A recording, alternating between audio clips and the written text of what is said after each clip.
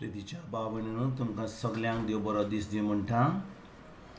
आयज सुंक्रार आनी आयज शुवर्तमान जावन आसा लुकाची 9वी चीट 18 ते 22 पर्यंत. आनी आयज आमी कितें वाचता की जेजू एका दिसा आपल्या शिसा बरी आसता आनी तो मागणी कोत्ता. आनी मागणी केल्या उपरांत तो आपल्या शिसां कडेन वेता आनी विचारता तांकां, लोक म्हाका कोण धरता, कोण म्हणटा हांव तो. आनी ते मागीर तांकां जबाब दिता. म्हणटात थोडे लोक तुका म्हणटा जॉन बातिस्ट, थोडे एलिजा, थोडे लोक म्हणटा तुका कोणूय एक आदलोंतलो प्रवादी. आनी ताचे उपरांत जेजू कितें म्हणटा, आपल्या शिसांक एक प्रश्न विचारता, पूण तुमी म्हाका कोण म्हूण धरतात. आनी त्या वेळार पेद्रू जेजूक जावो दिता. तो म्हणटा, देवाचो क्रिस्त तूं. भाव भयणीनो, जेजू ह्या संवसारान आपल्या बापाची खोशी करपाक येयलो.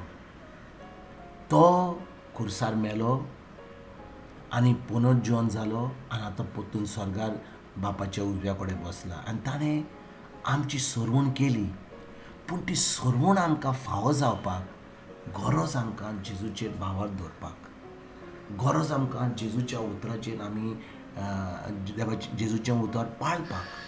आनी भाव भयणीनो, जेजू फकत खुर्सार मेलो, तो पुनर्जीवन जालो, तो स्वर्गार गेलो, आमी म्हणल्यार जाल्यार जाता तें आमी सत मानता म्हणटा. आमी सगळें आमी जेजू खुर्सार मेलो म्हूण आमी मानता. आमी नातालांची परब करता, आमी पास्कांची परब करता, आमी सगल्यो परबो करता. पूण खरेंच आमी जेजूक आमचो सोमी आनी दोनी म्हूण आमी मानता. खरेंच आमी ताजें उतर आमी पाळटा. समजा आयज ह्या वेळार जेजू आमच्या फुडें उबो रावलो आनी आमकां विचारलें ताणें आमकां, पूण तुमी म्हाका कोण म्हूण धरतात. तुमी म्हाका कोण म्हूण धरतात.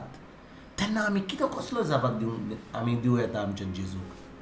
जेजू तूं आमचो सोमी आनी खरेंच तूं आमचो सोमी आनी दोनी.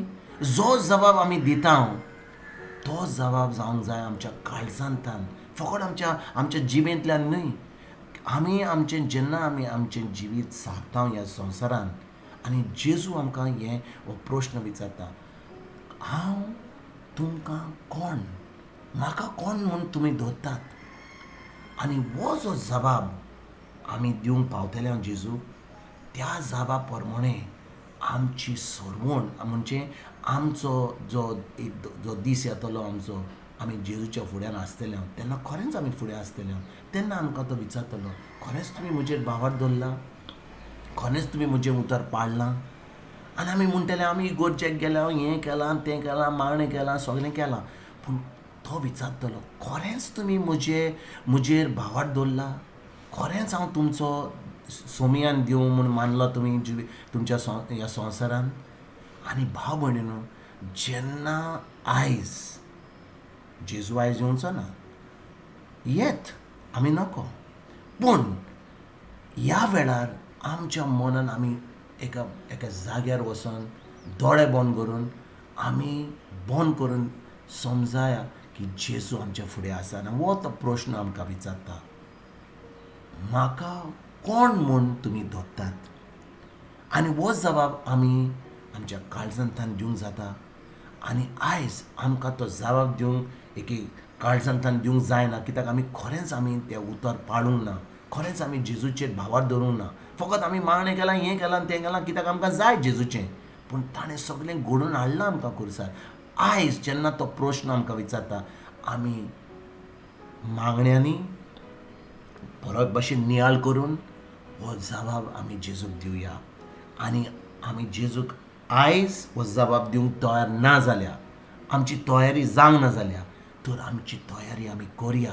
आनी खरेंच हें देवाचें उतर शिकोवन, देवाचें उतर पाळून, देवाचें उतर आमच्या दिसपट्ट्या जिवितान करून तेन्ना जेजूक आमी म्हणुया, जेजू खरेंच आमी तुजेर भावार दवरता, खरेंच तूं आमचो सोमेन दोनी, खरेंच तूं देवाचो क्रिस्त तूंच. आनी भाव भयणीनो, जेन्ना ह्या उतराचेर आमी नियाळ करता खरेंच आमचें जिवीत बदलतलें, खरेंच आमी दुसऱ्यांक पावोवंक पावतले मोगान आनी खरेंच देवाच्या मोगान आमी पावून आमी सर्गीचें राज भोगूंक पावतले. आयज जेन्ना ह्या शिवोर्तमानाचेर आमी नियाळ करता, आमी हें देवाचें उतर आमच्या जिवितान सद्दां पाळपाक, करपाक आनी दुसऱ्यांकूय ही बरी खबर दिवपाक आमी वावरुया. तुमकां आनी तुमचे फॅमिलीक एक बरो दीस आवडयता. परतून तुमचे कडेन उलोवपाक फाल्यां हांव हाजीर जातलो. तुमकां सगल्यांक गॉड ब्लेस म्हणटा.